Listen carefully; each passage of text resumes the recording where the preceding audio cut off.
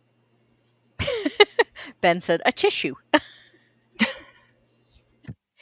But anyway, I don't think they move. I don't think he moves. I think all he does is move the vehicle around behind the back of the motel. And there can't be very many people here because we proceed to have a massive shootout later. And there is no one else involved. This is the fanciest motel I've ever seen. By the way, it has windows in the back. That's really? I don't Yeah. know that I've ever seen a motel that didn't. No, usually motels are very small rooms and they're all crammed together, and you only have the front-facing windows, and you don't have any windows towards the back. I mean, I live Because in a they cram state. the bathroom and everything else in the back. Mm-hmm. I live in a state that is, most of our economy is based on tourists, so that may be part of it. Because what they do is they put the windows in the back because that's where the pond is or whatever it is you're trying to attract the tourists with. But yeah, I don't. Maybe once I've seen a motel that didn't have them in the back. I don't know. Now I'm gonna have to think about it. I'm gonna have to start looking up all the motels I've ever stayed at and try and remember. Well, usually there's a room on the other side, isn't there? Like the next guest room? There's always that locked door that if you unlocked it, you would walk into somebody else's room. Yeah. There's all the side by sides, definitely.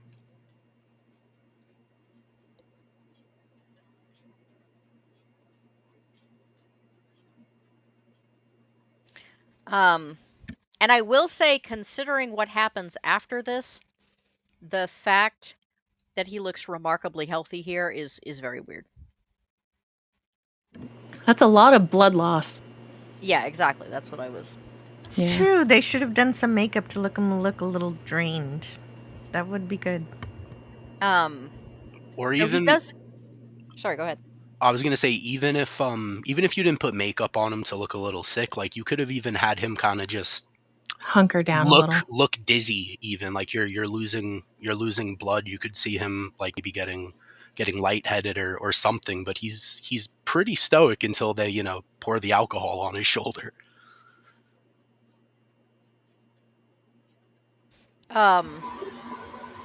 Yeah, so she pours the and then she has to dig around for the bullet a bunch. Where the parrot needle knows. Yeah, and Liars. that doesn't seem to go terribly well. Well, she makes fun of it later, but she doesn't know she's the one who did it.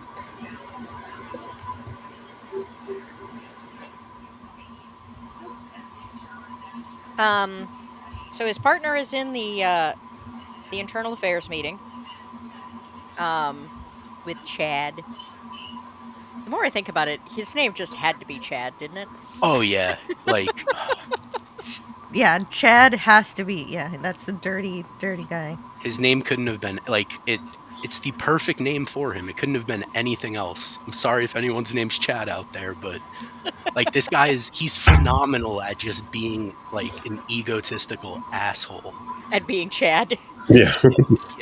Yeah, pretty much.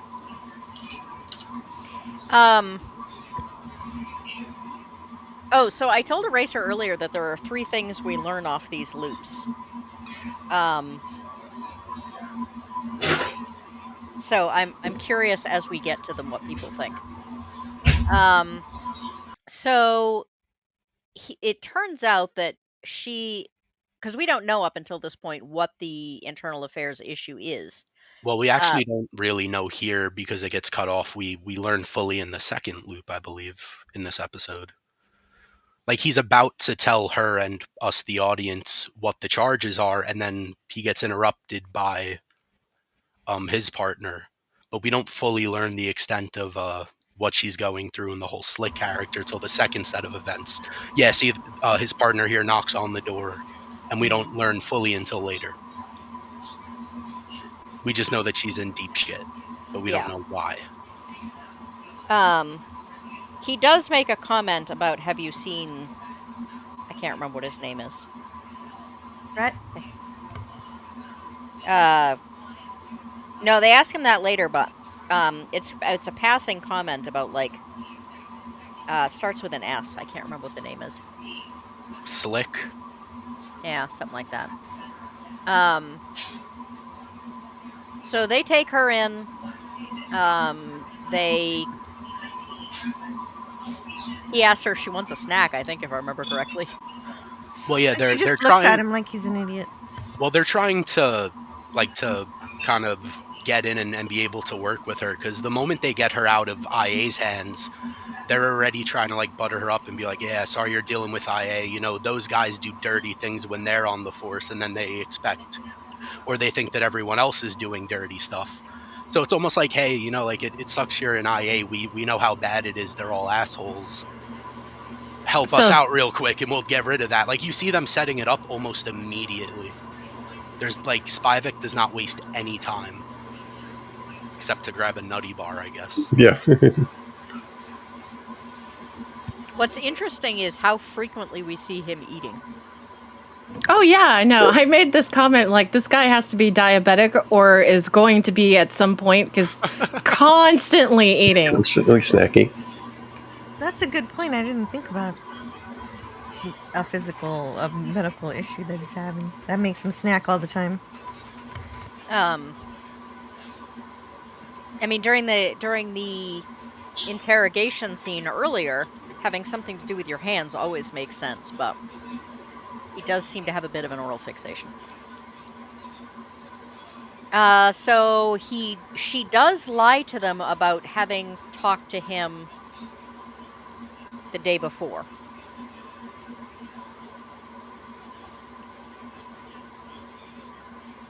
Is it a lie or is it inconsistency?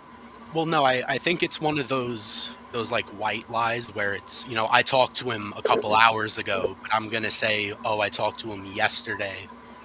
Where, you know, it's not as bad. It's like when a I mean, teenager it's smokes still- a bunch of weed and they're It's and still- Leave that frame there. Go ahead, Eraser. I was gonna say it's like she's stretching the truth, but not by that much. It's like when a teen gets caught smoking weed, and his parents are like, "How many times have you done this?" And he's like, "Only once, I swear." Like, it's that This was the first time. yeah, exactly. Like you're stretching the truth, but I don't know. Like, I feel like she had to know they were gonna catch her in that lie eventually. Yeah, So- that's holding it for a not a white. friend. That's not a white lie, Eraser. That a white lie is something you do to protect someone else's feelings. That's just a lie. Yeah, right. You're right. Never mind. Now, Spivak says something here. He's like, yeah, 2 in the chest, 1 in the head, just like at the academy. Actually, no. There's a difference between how police officers are trained and soldiers. Soldiers are trained to kill, so they're going to be more accurate. 2 in the chest, 1 in the head. A police officer is trained to stop. So he's going to that's why police officers in these videos where they shoot and they unload a clip, they're shooting to stop the threat. So this isn't a cop killing right here, if that makes sense. I completely agree with that. Yeah.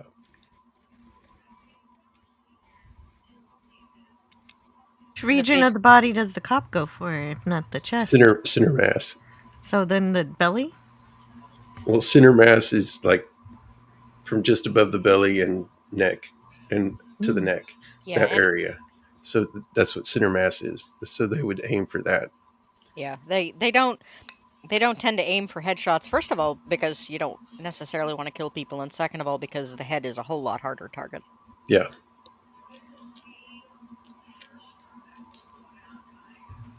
Bye, Scotty. Thank you for checking it out.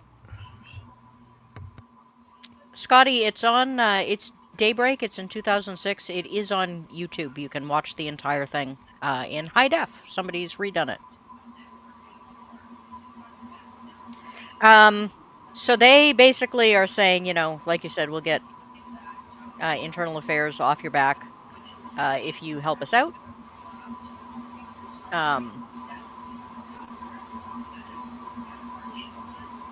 I wish he'd been in more stuff. Yeah, me too.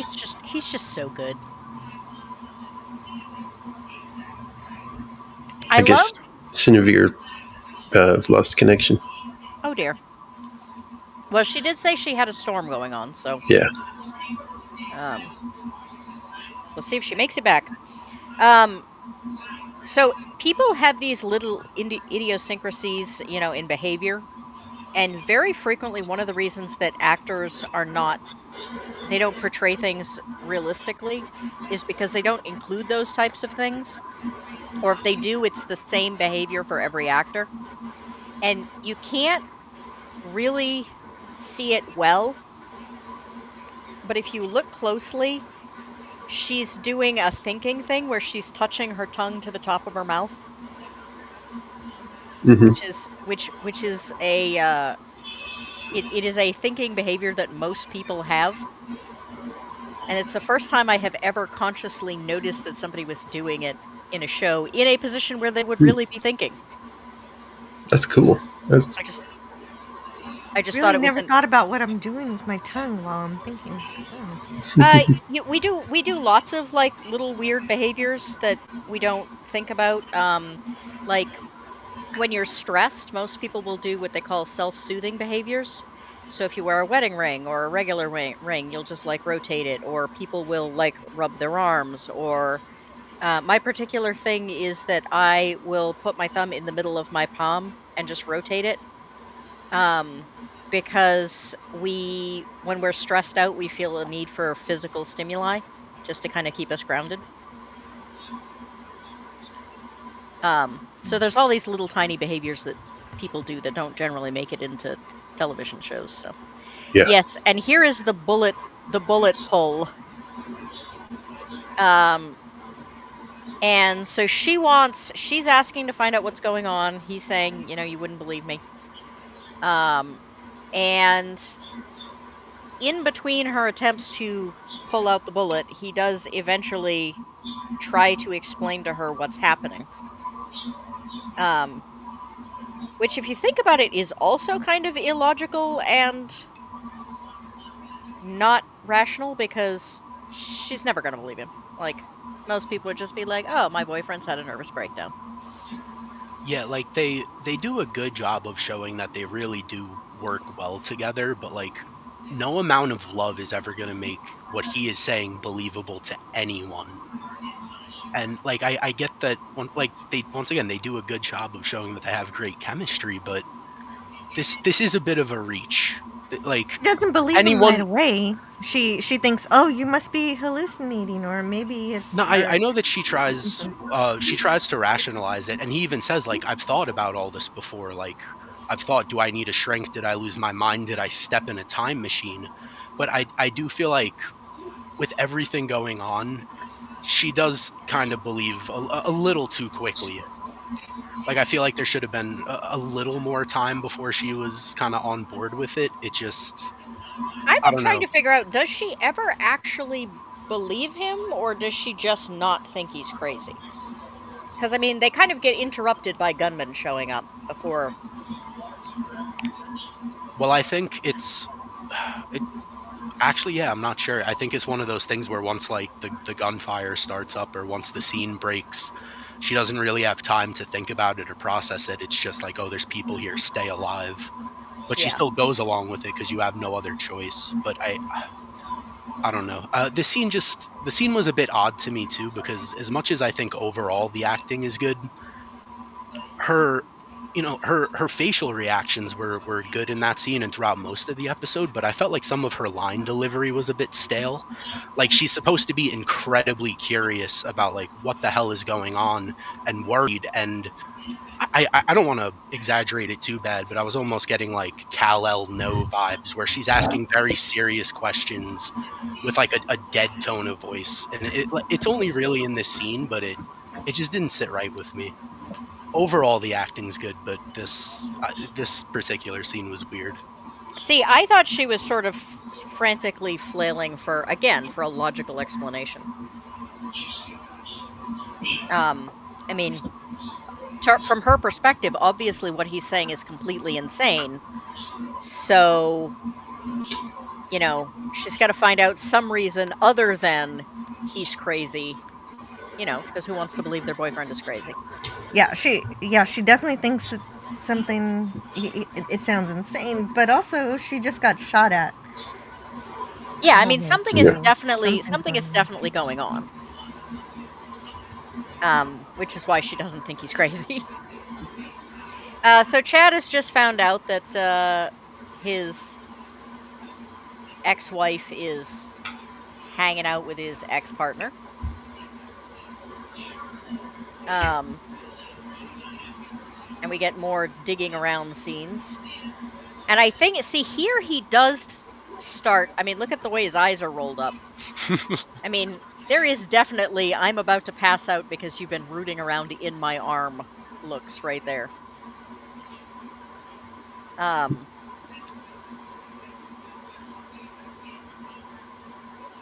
And so he's busy explaining the whole thing in between pain. Yeah. And he goes to the investigating officers and says, "Hey, guess who she's been talking to? My ex, so she's been talking to your ex-wife, so what? Nope, my ex-wife's new boyfriend." Yep. At which point they have her kind of cold. They know she lied.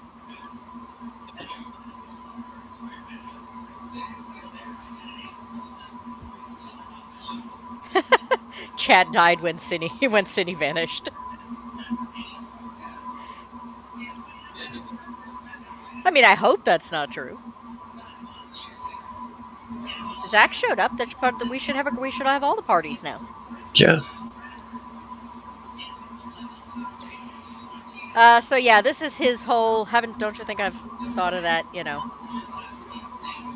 Who knows what happened? I thought her facial expressions are great here. Like she kind of waffles between "I'm worried about you," "I want to know what's going on." Are you crazy?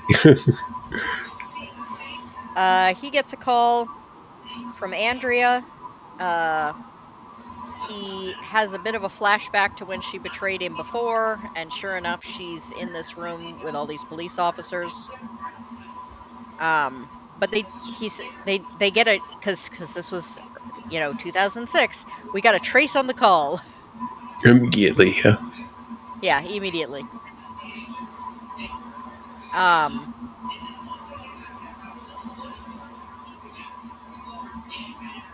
It's even more believable now because Google knows where most people are if you Yeah. put on location.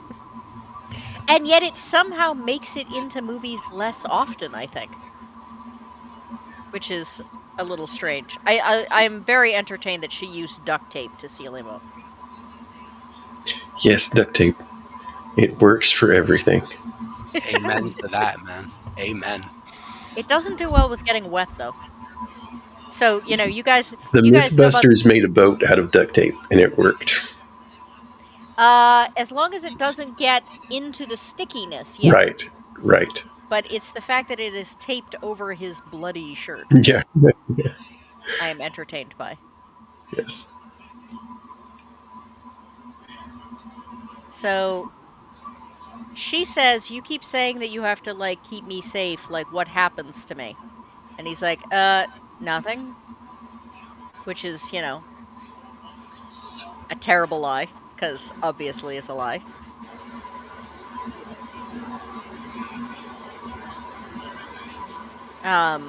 She would make a better cop then.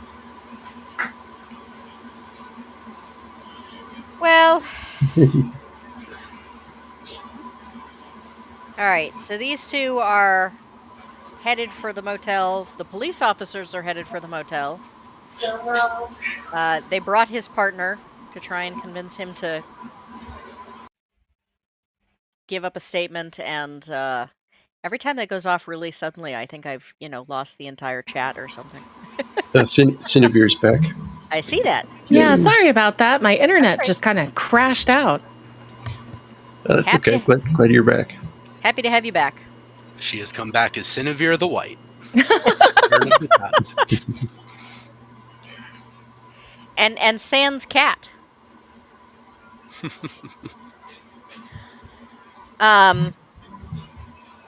All right, so Where'd he get the new shirt? I was going to say, we might be right about the change of clothes after all, because he's changed his shirt. You don't say. But she has not changed.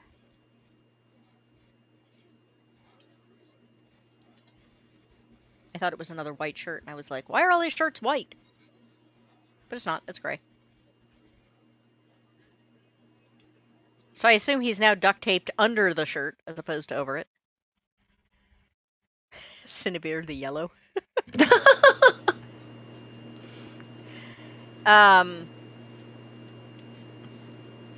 So she, I think, this is where she tells the story about the dog, right? Yes. Which Yes. feels so forced. I'm sorry. Did it? Yeah, because it's just like, yeah, that's a real story, by the way, which was badly said. If it was a memory, you would have said it a lot better, even under duress, because it's a real thing that happened. You're able to draw on that, and speak more fluidly. And while she was portraying, a moment of discomfort because that cop was too close, that story still would have been a lot easier for her to say. And said she looked kind of confused and was like, no, this is the story I'm coming up with on the fly. You'll believe it, right? That's how it felt when she first said it. Well, I mean, there's always awkwardness between the two of them when Chad comes up in any way, shape, or form, so.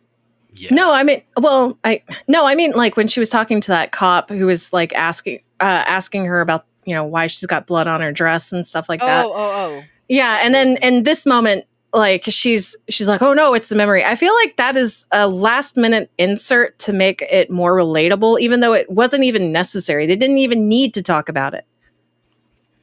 I think it was just one of those things where they wanted to, because like 30 seconds ago when he's talking to her about what's happened in the events, he does end up like raising his voice and snapping, and she notices that. She kind of just shuts down for a second, and I felt like this scene was for her to just kind of tell a sad story so that he could kind of console her and be like, oh, and like kind of like make things right again. And I don't hate it. I think the biggest problem with it is kind of like Cinevere was saying, that if this was a true memory, she should have been able to fake the story a little better earlier.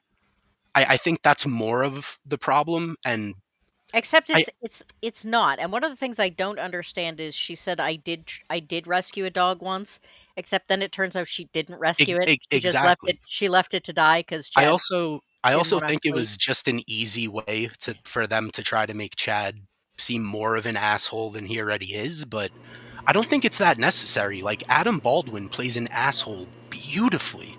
Yeah. He's like, he almost reminds me of oh my god, Christopher McDonald, I believe his name is, the guy who plays like Shooter McGavin and yeah. Yeah, where he's just like such, like naturally such a bad guy. Like, he gets under your skin, the ego. Like his whole performance here really does remind me of Chris McDonald.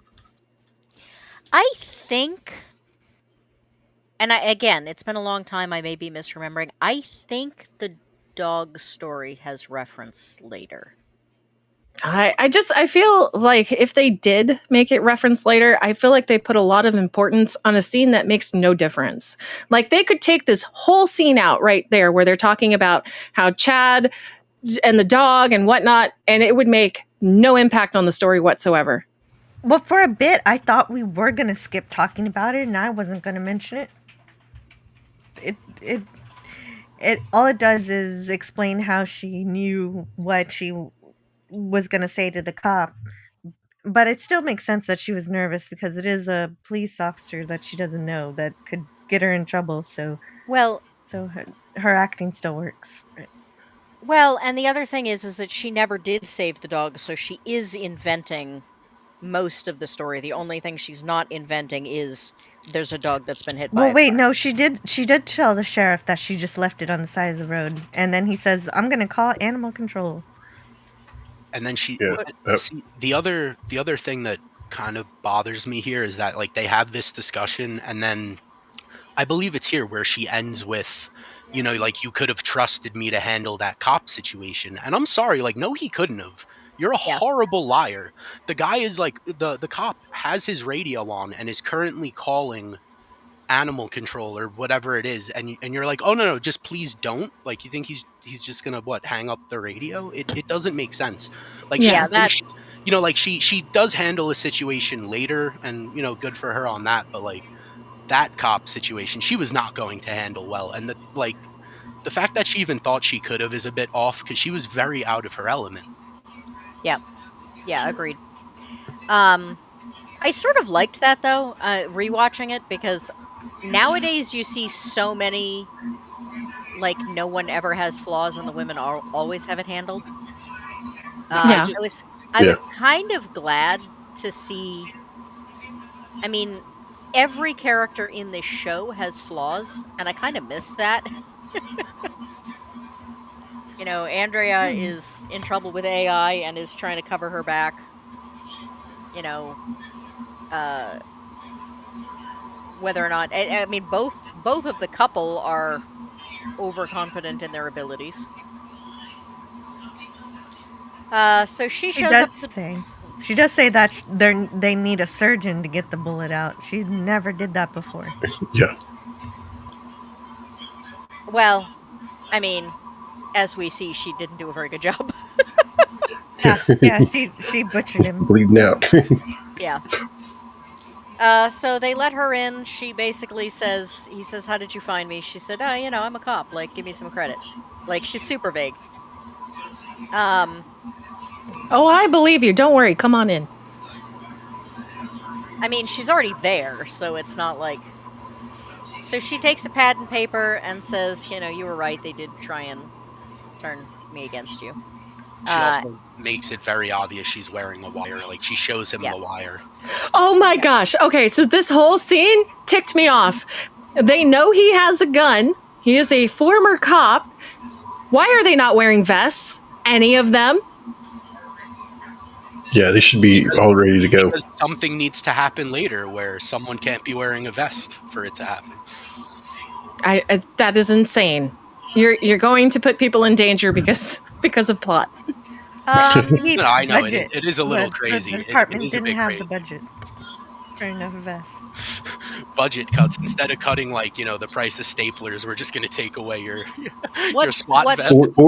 Or something we're missing here. This movie is in the Lethal Weapon universe. No, is it? I don't know.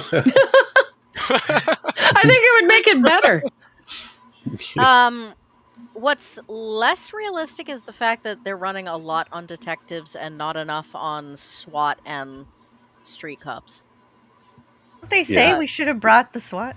Yes, Spivak says, he says, like, I don't feel comfortable going in without SWAT, or we should have brought SWAT, something along those lines. Because detectives, like, very frequently, they're plainclothes. They very frequently don't wear vests. Yeah.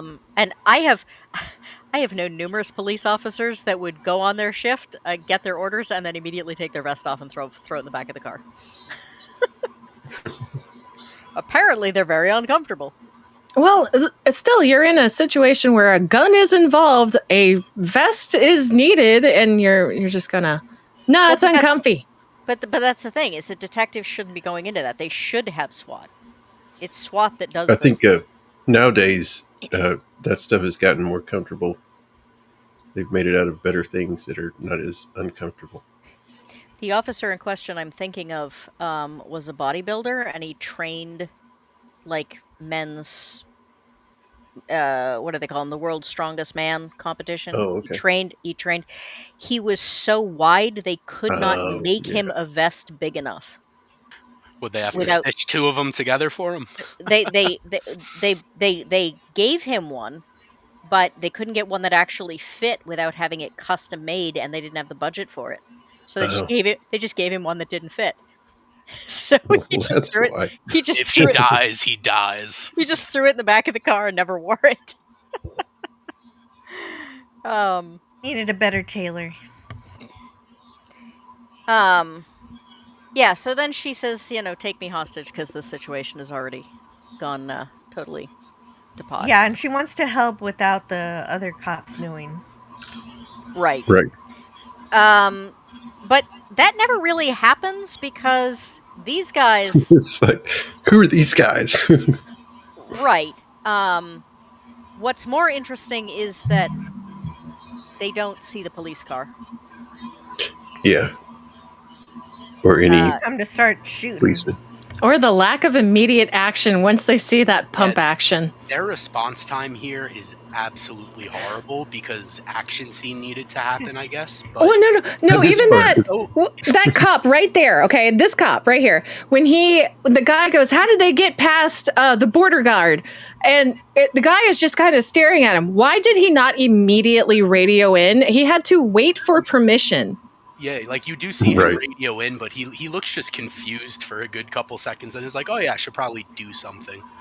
He's Like, like, don't I'm bring a up the road police cop for in a here." town that nothing ever happens in. Like dead dogs on the side of the road is the all I ever do.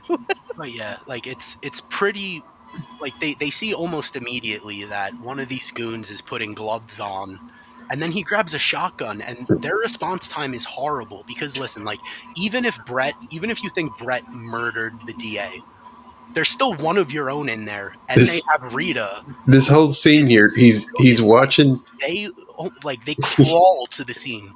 They He's crawl. he's watching through the binoculars. Something's not right. Break out the vests. It's like the link for that. He needs a lollipop in his mouth. Yes. Oh, Or so an it's exactly as you said, Eclectic Goat. They had their best. They just threw it in the back.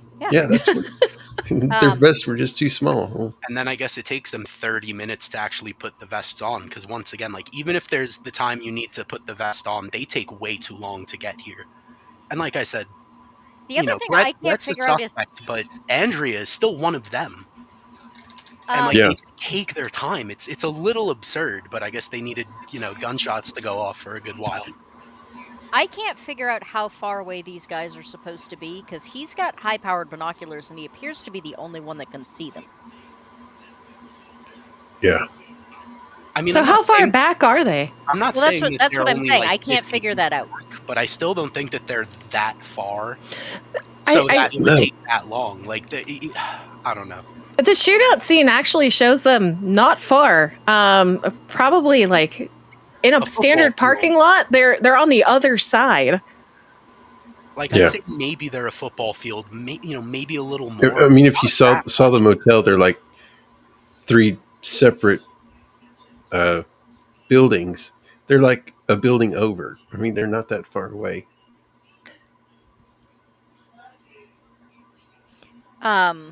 Within shooting range. Yeah. I'm going to belabor that point. I'm sorry. I mean, you definitely couldn't shoot a handgun across a football field. They jump out the window. This police car.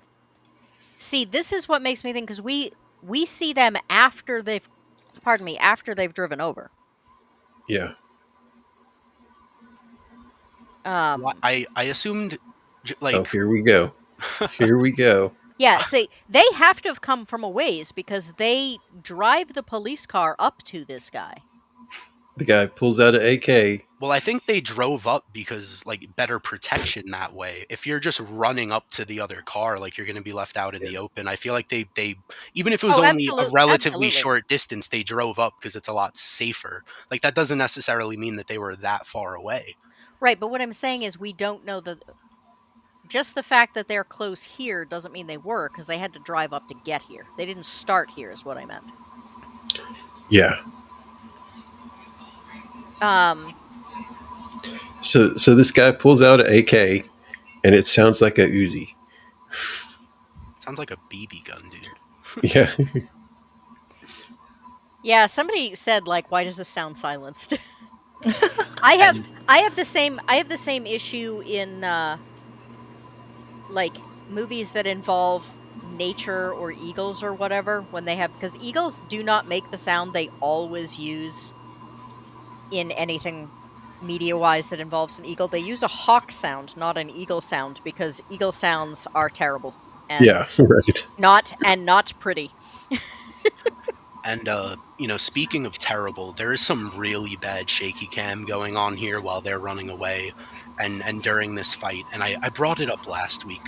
the shaky cam really, really bothers me, man. Like, I know, Goat, I know you said that, this was coming out around the time of the Came Bourne out. It movies, but came. It came out just after Jason Bourne blew the box office out of the water, and everyone was using it.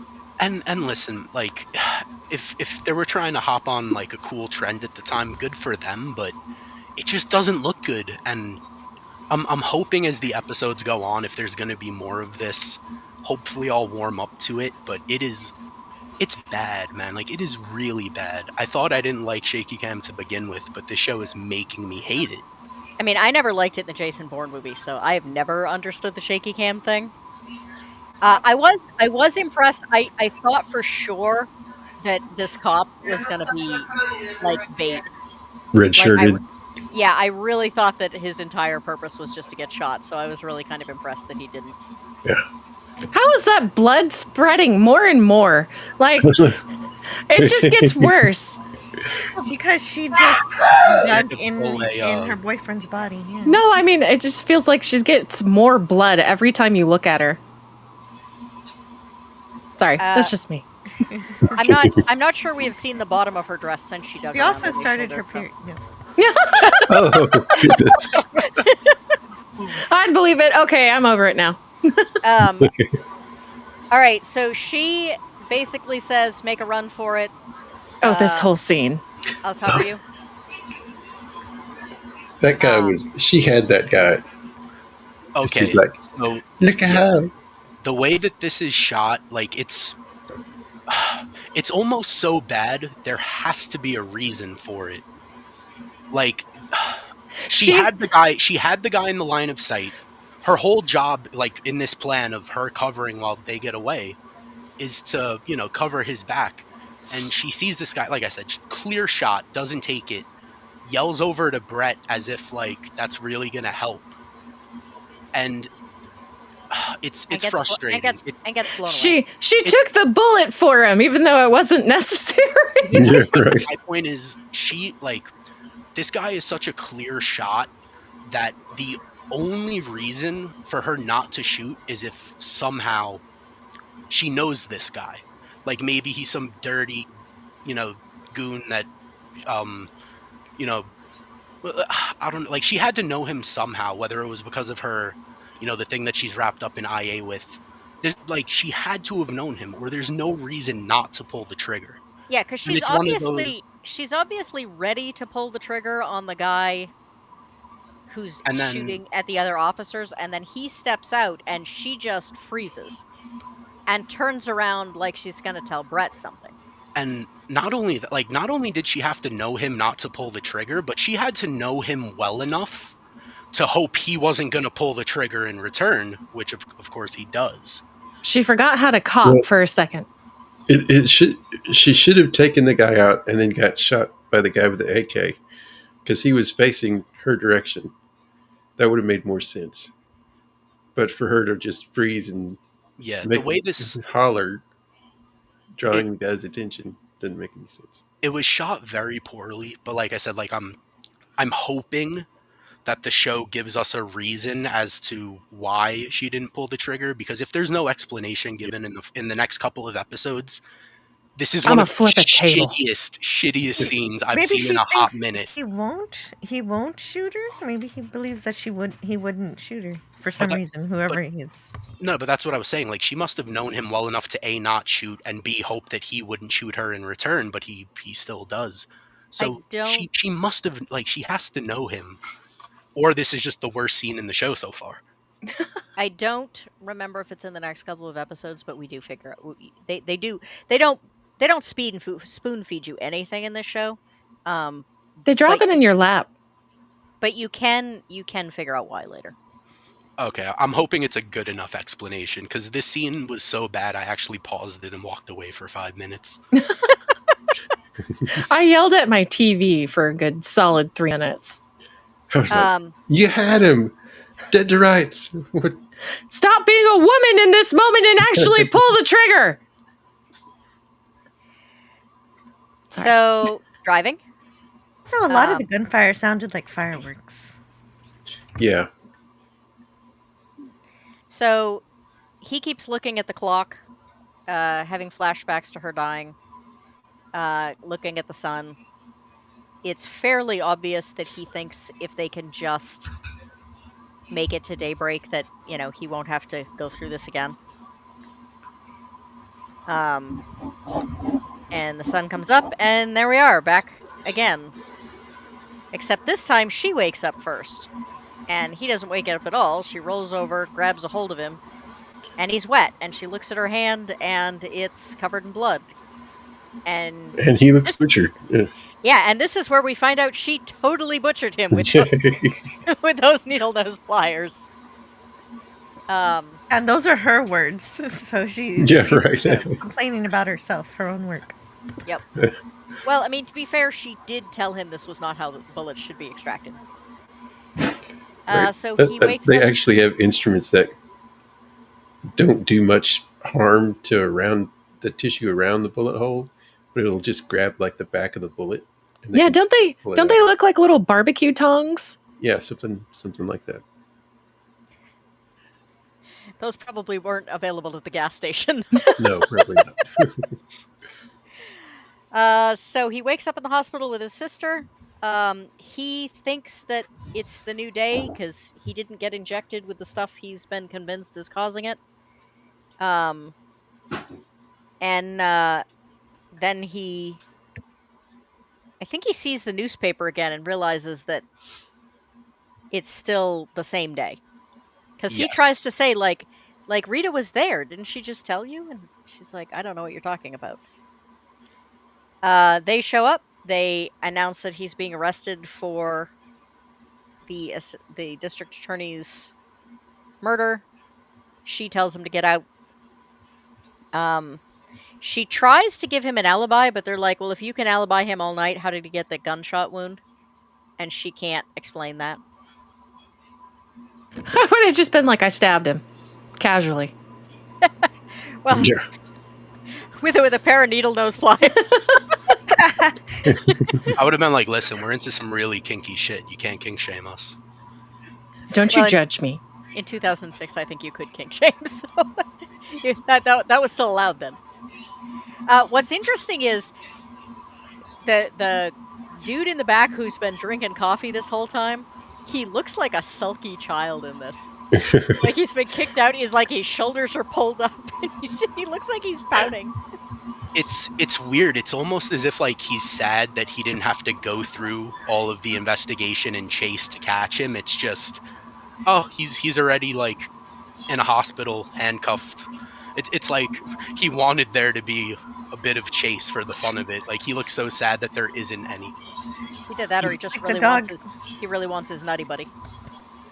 Yeah, her response here. How did he get the bullet wound?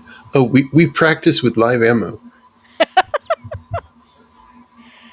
So we get saying he's like the dog who wants to chase the squirrel, but when they get to the squirrel, they're just like, oh, that's Pretty. Can I ask a question that would require a tiny bit of a spoiler, but please, for the love of God, tell me that these two cops don't later become, they're not bad people. They had a bad circumstance kind of mentality. Because I would rather they just be bad cops. Just misunderstood bad cops. Yeah. Wait, are we talking bad cops or like incompetent? Like Choi and the other dude. Are we talking incompetent or are we talking morally bad? I mean, they seem to be both. Considering they don't have a warrant for this guy, they have no bullet to examine for this, but they are sure as fuck sure that this guy is the killer, even though I don't know. I just don't. I feel like they're both. They seem to believe the fingerprints on the gun. Yeah, that's his gun. It's going to have his fingerprints because as far as I know, you don't wipe your gun down, That's... No. They find the murder weapon that killed the district attorney in his apartment. Yeah, with fingerprints on it.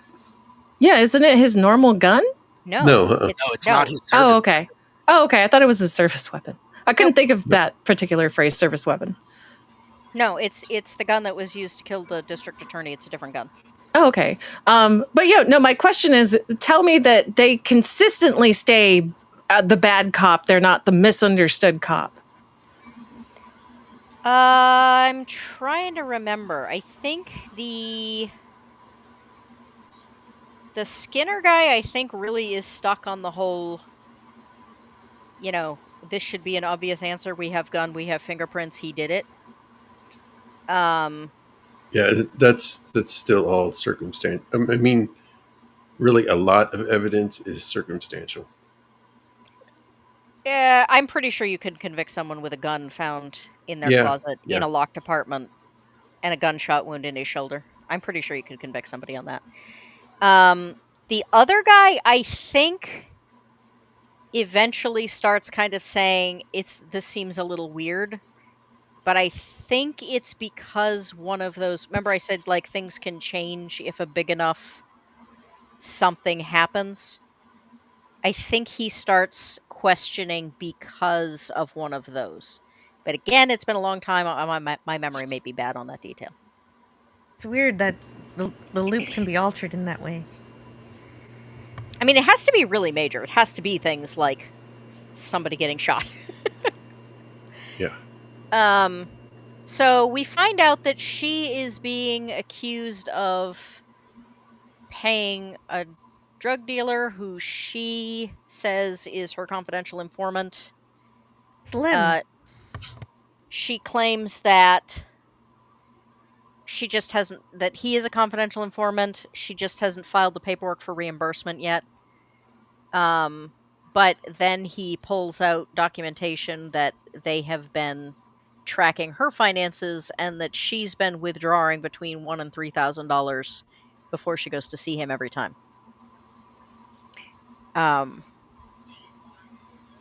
So they have pictures, they have withdrawals. They pretty well have her cold. And then he gets called out again. And she kind of sits down and does a ugh.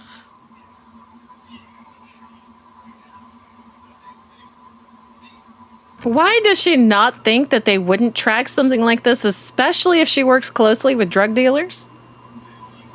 Yeah. She may not have thought they had enough to get a warrant for her finances. Well, as far as I know, they haven't produced a single warrant anywhere. They don't have to produce a warrant to her to get her finances. Well, then they have to produce it to the bank, not to her. Yeah. So he basically says, Brett's in the hospital and he's accused of killing the district attorney. They believe that there was a gunfight and that he was shot. Rita does not believe that he did this because she knows he was there. She can't explain the bullet wound, but she knows that he was with her. Yep. So she helps him escape from the hospital. And which, once again, this scene bothers me too. It's like they're playing hide and seek with the police officers. It's a little silly. Not suspicious at all. Oh, I have said repeatedly, his first go-arounds he does not handle well. Also, that quick little shot that you just showed with the handcuffs, I'm sorry, but that was so cheesy because they storm into the room and they check everywhere, and it's very obvious that he's not here. You didn't have to pick up the open handcuffs to be like, oh my god, where'd he go? It's just they don't linger on it too long, but I was like, dude, you don't have to sit here and show us this. I do think it's pretty normal behavior, though, to go and say, hey, are my handcuffs still there? I might need those. Directors like their close-ups. I mean, maybe it made for a silly shot, in my opinion. I wasn't big on it. It just felt goofy.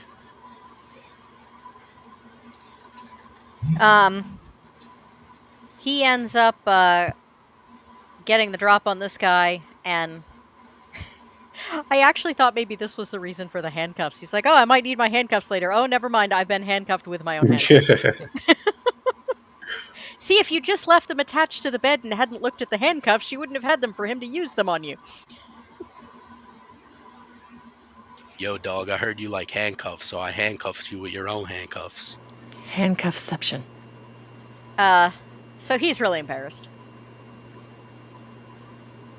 Well, the other thing here is that Brett says something along the lines of the gun was planted, and Choi goes, "What gun are you talking about?" Yeah. No, he said who said anything about a gun. They have not told him about the gun yet. So the fact that he knows makes him look even more suspicious. Right. Uh, At least until the next day reset. Yeah, he does not do a good job for the first several go-arounds of not making himself look worse.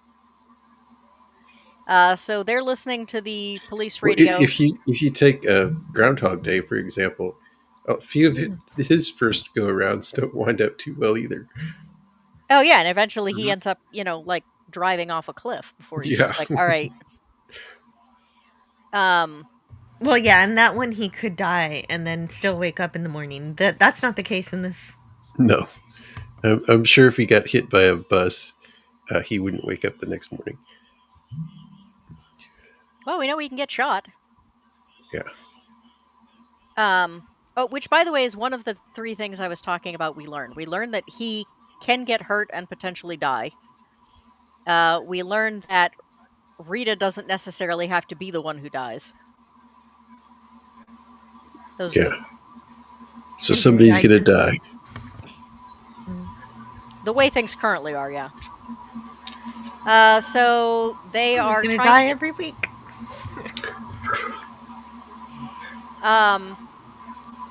they go to stake out his place. She finds out that their first date, he was actually on a stakeout. He didn't want to lose her. He didn't want to, not be able to go out with her. But he knew if he canceled on her again, that was going to be the end of it. So he basically invited her to dinner at the place he was doing the stakeout. Yeah. Kind of cute.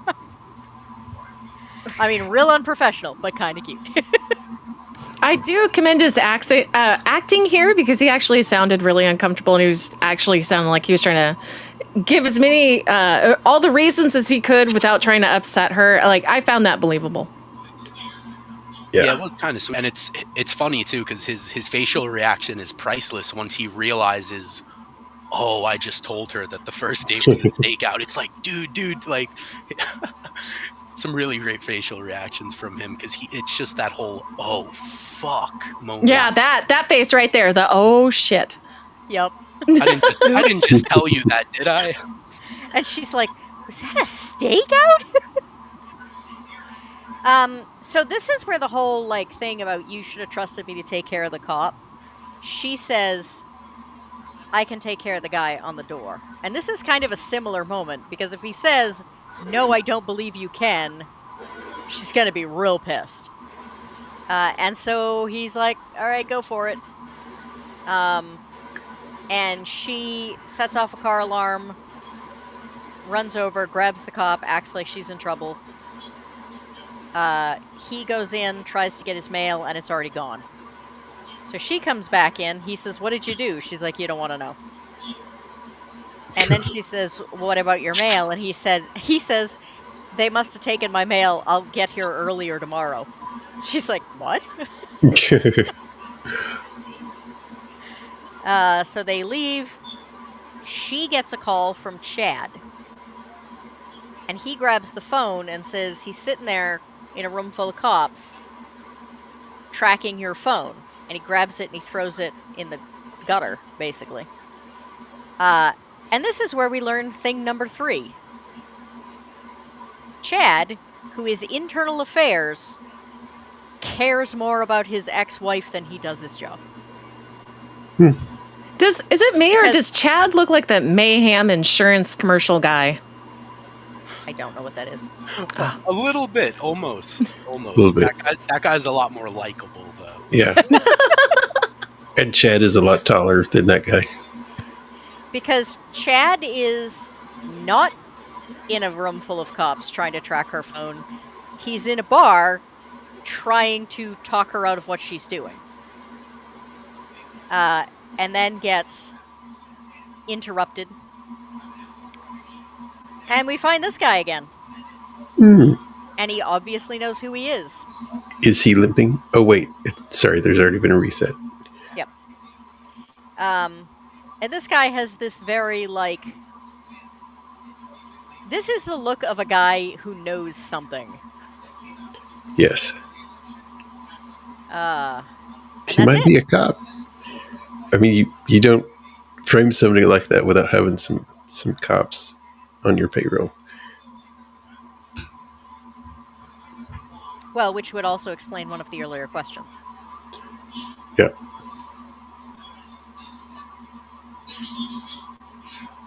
All right. So Cinevere has issues with it. A lot of issues, but still not as bad as the Netflix Daybreak.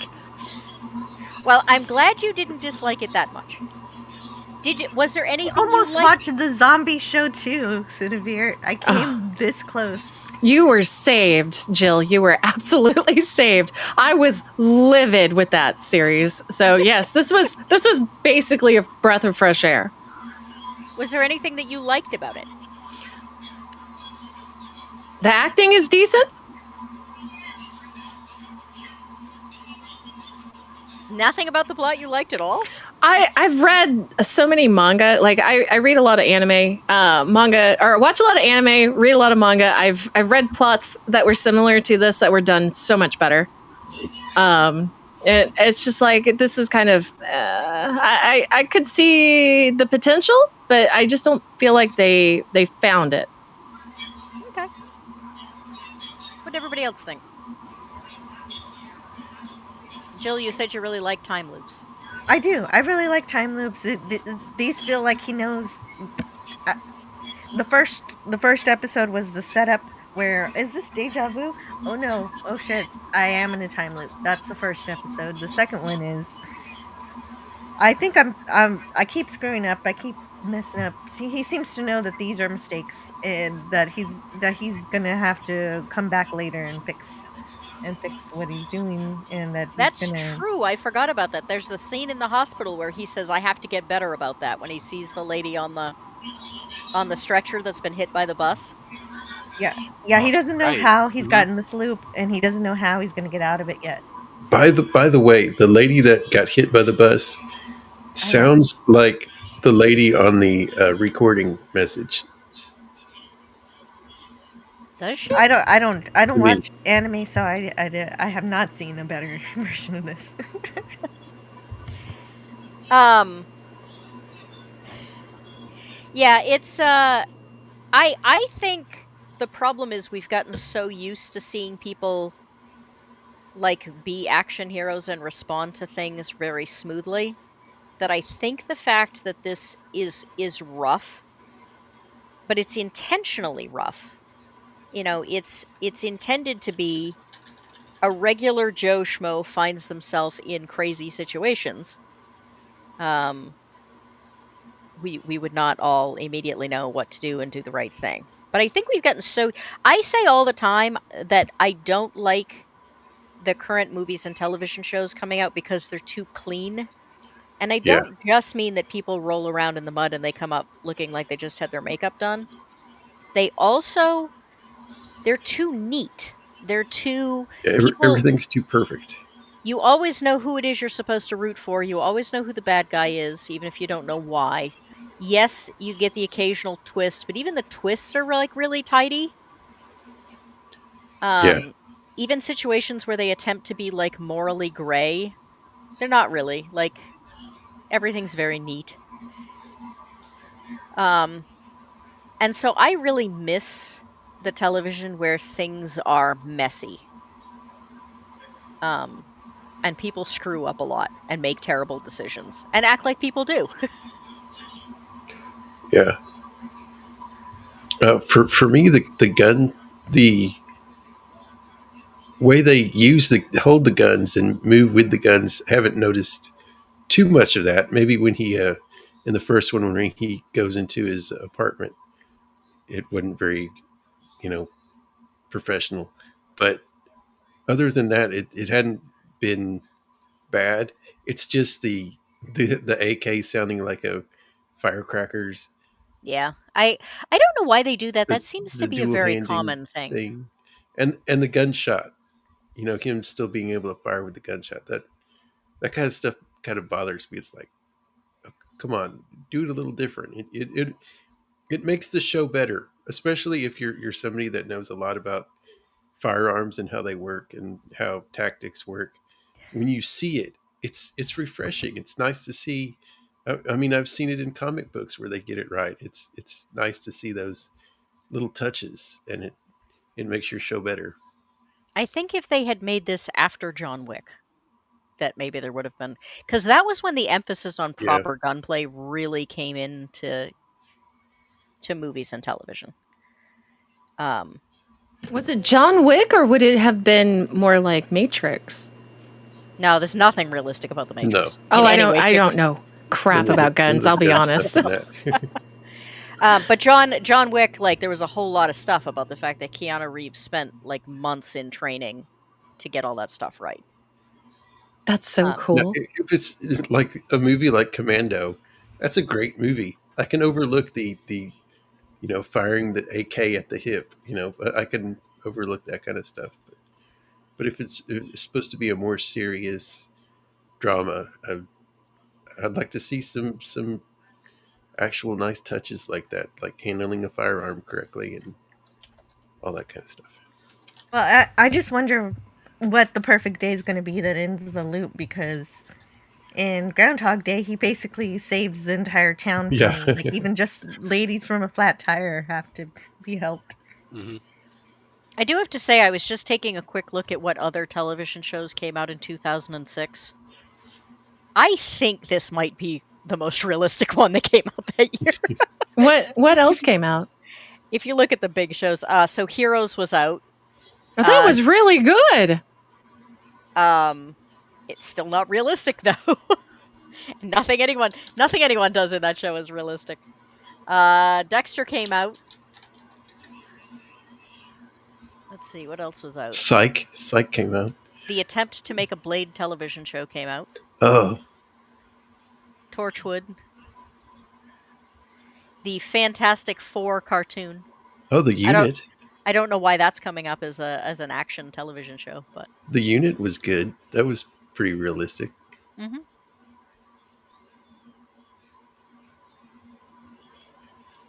I think was 24 running at that point? I think it was. I think so.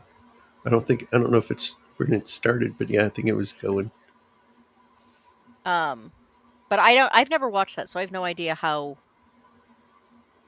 realistic or not 24 is. How's the gunplay in 24? Do you know? No, I haven't seen that one. I haven't seen that show since I was like, So yesterday then? yeah, pretty much. I mean, in terms of this episode, though, I thought the first episode was done a lot better. Oh, definitely. Absolutely. No much question. better. I'm almost giving this episode a pass because I liked the first episode. I feel like there was, the things that bothered me in the first episode, I feel like are in this episode, but even worse or even more of, the issues that I didn't like. The first episode, my biggest problem was with the directing and the editing, but I really liked the acting and I thought the story overall was pretty solid. But the writing did take a dip in this episode. So I feel like between the bad editing, the directing, the shitty shaky cam, and then to add inconsistent writing, it really feels like the acting is holding this episode up. Like the acting is carrying this episode to the point where, Atlas is crying in the corner, blushing. I feel like. Hey, I hate to tell you, but the shaky cam is gonna be a thing. The shaky cam is a thing in every listen, action in this era. Listen, it's gonna be a thing. I'll accept that. I'm hoping I warm up to it, but as of right now, like whether it's there all the time or if it's not, I simply don't like it, and I'm hoping I'll warm up to it. But like I think I gave the first episode a 7.5.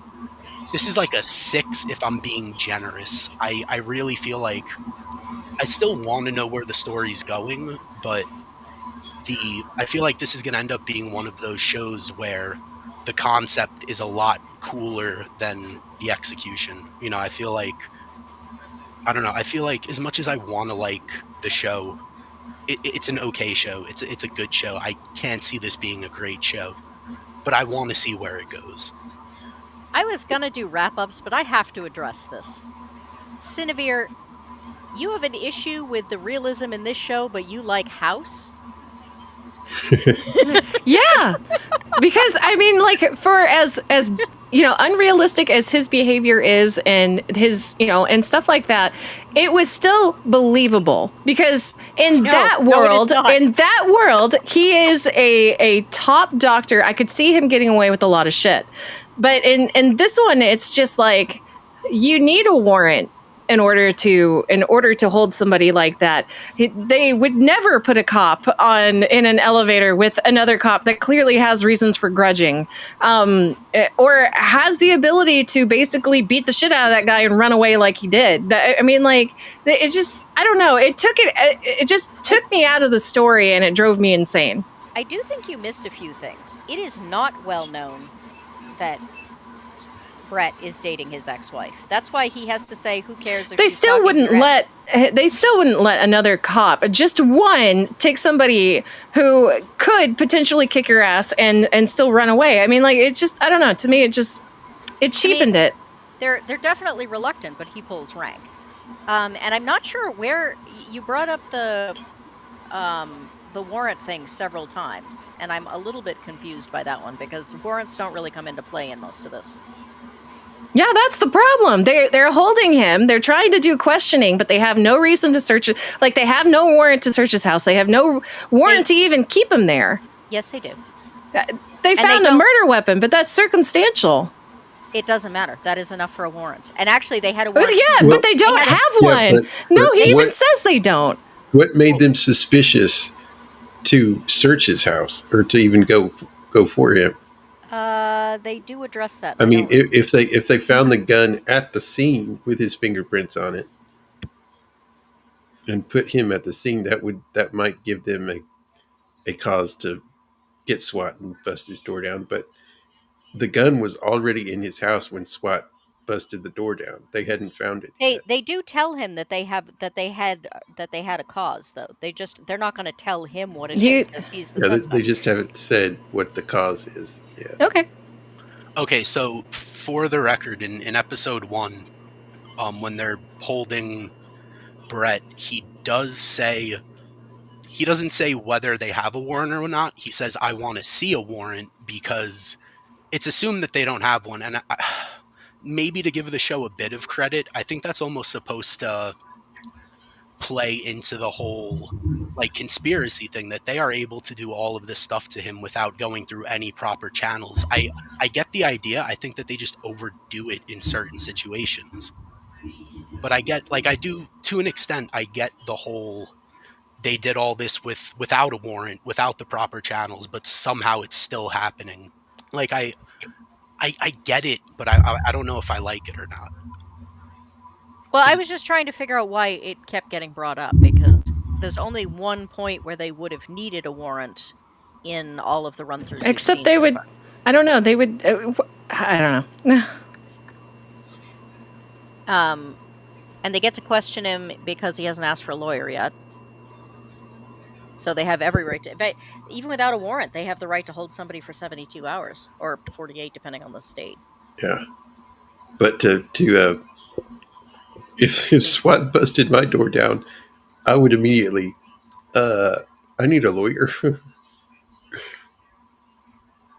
And he's a cop, and he should be like, Darnell and I both had the same reaction. We were like, "Where's his union rep?" Yeah, it should be like, the union rep should be saying, "Your new catchphrase is lawyer." But I mean, he thinks he has an ironclad alibi. People do that all the time. Like, they will tell you that one of the ways they catch people is that people just assume they can't be caught, and they just don't lawyer up. I think the smartest thing to do, if you're ever asked to come down to a police station for them to interview you, even if it's just for, eyewitness, to have a lawyer with you is a good idea. And maybe another disappointment in this episode is that the big reveal is that Chad is corrupt. I think we already knew that.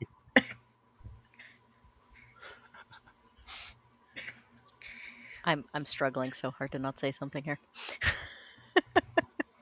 Well, that's probably the reason he's so adamant about getting his wife away from the guy, because these people will kill anybody that gets in the way or Oh, he use cares anybody about for Rita leverage. too. Well, I mean, we learned that at the end of this episode when He's a complicated bad guy. sometimes people are just assholes. Yeah. All right. I do want to do wrap ups. I want everybody to have time to plug their stuff. Eraser, are you going to be modding for anybody that we should know about?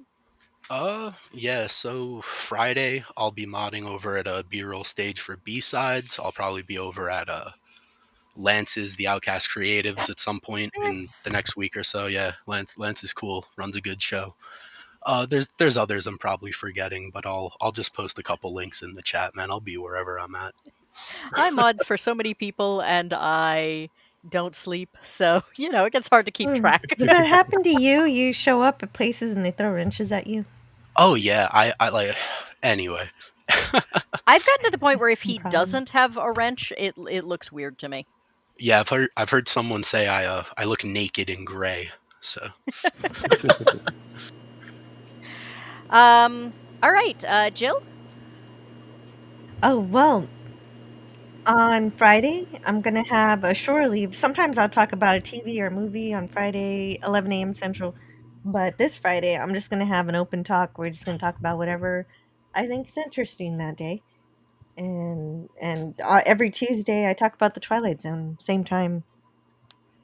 What time is your Friday show? Also 11 a.m. Time zone? Yeah, I was going to ask CST. Central time. Ah, Yes. okay. I forgot about that. I am terrible about time zones, so. All right. Jacob. Yeah. Tomorrow I'll be on a Roman of the Empire show. We'll be talking, I think, the history of Superman in TV and movies, I think, because of the new movie coming out. I will be out watching Superman, so I unfortunately will miss it, but I hope it's... And Tuesday, my show will be talking about the Deep Space Nine Dominion War episodes. So that'll be fun. Great. And back here next week. I need to sit down and binge watch. I always kind of held a grudge on Deep Space Nine because I was a huge Babylon 5 fan, but at some point I need to sit down and binge watch all of those. I do really like Deep Space. It's just as much as I like it, I always watch it and then go, Babylon 5 is still better. It's not bad though. I do like it. It's just I like both. They're just enough difference to where it doesn't matter to me, really. Yeah, it's important to put it in especially context the of Star Dominion Trek. War Yeah, and storyline is great. it it's challenges phenomenal. Star Trek itself, which is the fun part of Deep Oh Space. no, listen, man, I'm not Yeah. saying it's a bad show by any means. It's just every time I watch it, I still walk away going Deep Space is like an 8 and Babylon 5 is as close to a 10 as you can get. Agreed. Well, in Babylon 5, you also get Chekhov, so that's also fun. Yes, you Sorry. do. You get a what? I'm sorry. Walter Koenig, who played Chekhov in Oh, the original Chekhov. Okay. series. Yeah. That was the word he's I a missed. good character in Babylon 5. I thought he was, honestly, I always liked him in Star Trek, and I love the original Star Trek best because I'm old. Good. But Yes, you're correct. I thought Bester was better. Yeah. He's wonderful. So anyway, this isn't a Star Trek show. Cinebear. Now you brought it up. No. Let's see. I just came back from vacation. So I don't have my schedule right in front of me. I'm still working on it. But later today, I am on Zax's stream in about an hour for What's Good Wednesday. And after that, I'll be on BMO's Arts channel for his stream. And guys, you guys can catch me late at night streaming, possibly gaming, or just chatting with chat and having a good time. All right. Just subscribed. Yeah, there you go. Thank you very much all for coming. And Cindy, especially, thanks for you very much for sitting through 2 episodes of a show you didn't like very much. Oh, that's okay. I plan to go through the whole series with you. Well, I find it really valuable to have someone that isn't crazy, like in love with the show, because you get to see an alternate point of view, and I think that's really valuable. So, And you might Um, find Well, some at least flaws it's that not I the sweep acolyte. under the rug. Oh, yeah. At least it's not the acolyte. I had to go through that whole season. Oh, it was just so terrible. No, I would refuse. For my sanity, I would refuse. Memory. Thanks for That- bringing that up, Jacob. that was the first editing job I ever did for Dark Hour, and I think I still have scars. Oh, it was so bad. All right. So I am the Eclectic Goat. I am here, Twitter and Discord as the Eclectic Goat. You can also join the Eclectic Herd on Discord, where we talk about creation and creatives and independent books, movies, games, etc. I recently did a history and discussion of the zombie movie, which is, at least for a channel this tiny, doing quite well. I'm very happy. I am working on the Battle Royale movie, and I'm having great fun watching all of the very, very terrible Battle Royale knockoffs, as well as a couple of surprisingly good ones. Let's see, what else? I also do some editing for independent game designers and authors. I have a project that is finishing up earlier than expected, so I am actually going to have a couple of months where I can take on new jobs if anyone happens to be a writer in the audience. And there was one other really important thing, and I also forgot the one important thing when I was on Tomby's stream, and now I've forgotten it again here, so it is obviously not that important, apparently. But I had a wonderful time. I really appreciate. Oh, I know what it was. This was different from the one I forgot on Tomby's. If you have not already hit like, I would really appreciate it if you would do so. And I'm going to assume that everyone has subscribed, but if not, I would love it if you would do that too, and maybe go check out that zombie video. And I want to thank everyone in the chat. I want to thank my panel. You've all been fabulous. Especially, I want to thank you for the fact that it is 2 minutes before 9, and we have actually managed to successfully complete a show on time, which we are very bad at with shows you've never seen. So I look forward to seeing everyone next week. And once again, don't forget that it is available on YouTube. So if you're watching along with us, please, we will be covering episode 3 next week. So everyone have a great night and happy headbutting. Later. Take care, people. Right.